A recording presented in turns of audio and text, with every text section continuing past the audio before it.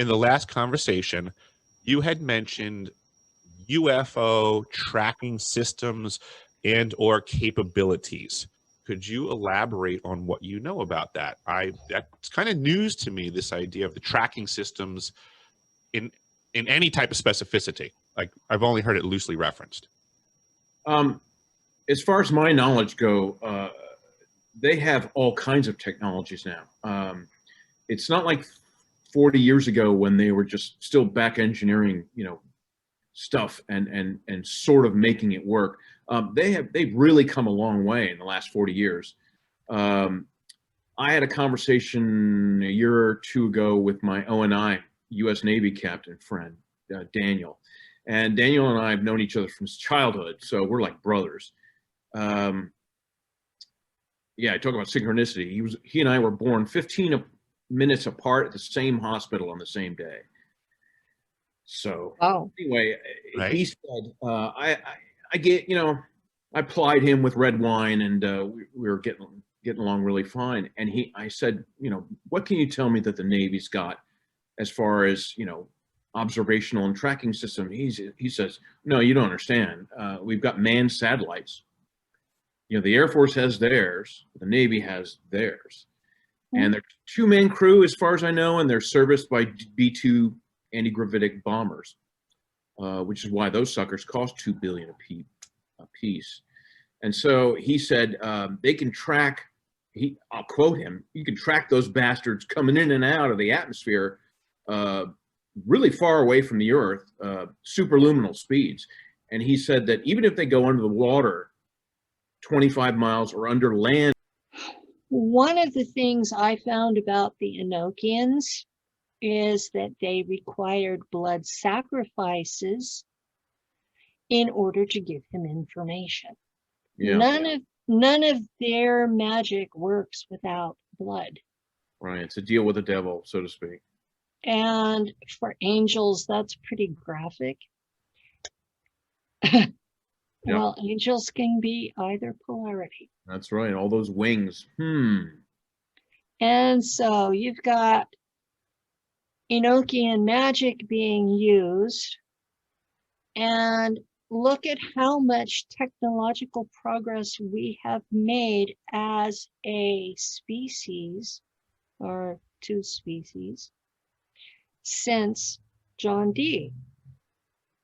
Now, I've had a thesis that I'm working on trying to prove through history, and that is that the Enochian magic is what started the technology that became the German space program in space.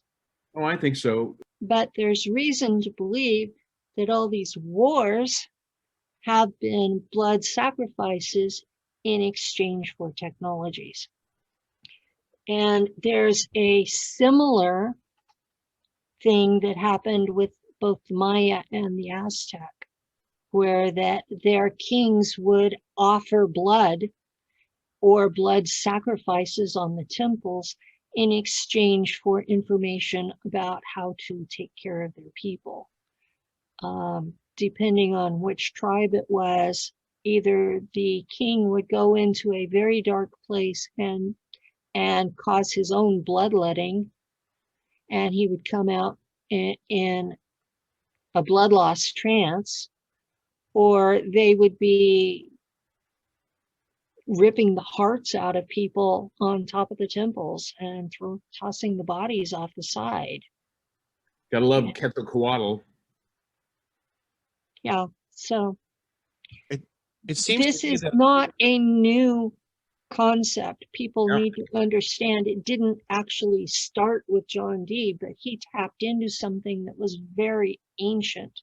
And my understanding from some of these secret societies is that these religions are as old as humanity itself and came from outside of us. So these are real, what we would call ET-based religions, where these sacrifices are required by ETs. Oh, no. I talk about the Weimar Republic, and these people are clueless. Yeah, the Weimar. Yeah, it's, you know, it's a weird thing, the Weimar. That's a whole nother subject, because the creativity also, you know, the jazz music and the arts and Cubism and you know, my book cover is Bauhaus, and these are all products of the Weimar. But there was also a terrible cost. Mhm.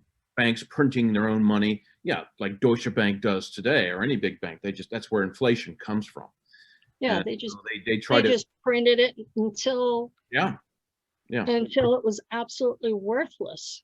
And the one really stupid thing the Versailles Treaty did, I'm sure you know this, is that they say, give up all your weapons. And they did. And guess what? They started over from scratch in the late 20s and early 30s with brand new designs. And that's another reason why they were way ahead in World War II. Well, they had Using World War I weapons, the Germans had fresh gear. I mean, they across, had the Foil Society doing what today we would call CE5, and they were getting contact with Aldebaran and the Draco. So Yeah. they were getting designs from ETs. And when you look at the interviews that these German scientists from Operation Paperclip gave, they say, yes, we had outside help. They Yeah. admit it Herman freely. Oberth said that after the war, I think during the Nuremberg trials. He's like, you know, how were you so far advanced? He said, we had help from people from other worlds, like it was no big deal. And of course, you know, FDR and the American military, they had dealt with crashed UFOs, and they were just beginning to back engineer some stuff in 42, you know, at Wright-Patterson Air Force Base. It was just Wright Field in those days. And they're like, you know, they can't make heads or tails of it. But the Germans were way ahead because they had philosopher scientists going back to the 18th century. Yeah, there's a lot of strange things that happened in Vietnam. My uncle was in the American Information Service in Laos. CIA, you know, Yeah. Air America stuff. And he never told me anything specific, but he said it was just horrifying, the things they had to deal with. And I have another acquaintance on my history forum, and we've chatted back and forth. And he said, you know, I lost a lot of guys in my Army recon team. And I said, I'm so sorry for that. And he's like, no, you don't understand. They're just missing. They went into the deal here and they're gone. And I think the three of us understand the MIA, and the, you know, when the war in Syria, 150,000 people just disappear, you know, they're going out there.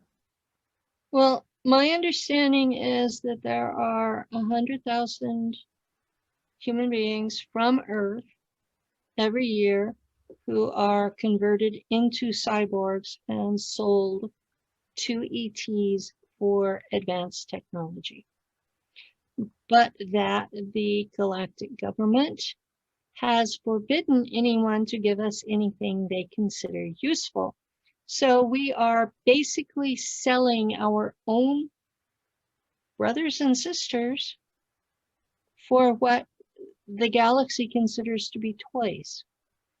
The equivalent of the purchase of Manhattan Island for $28 of glass beads. Yeah, and this gets back to the point that we're also the only species that kills each other. Yeah, we kill each other, we sell each other, slavery is the biggest moneymaker on this planet and has been since there have been humans.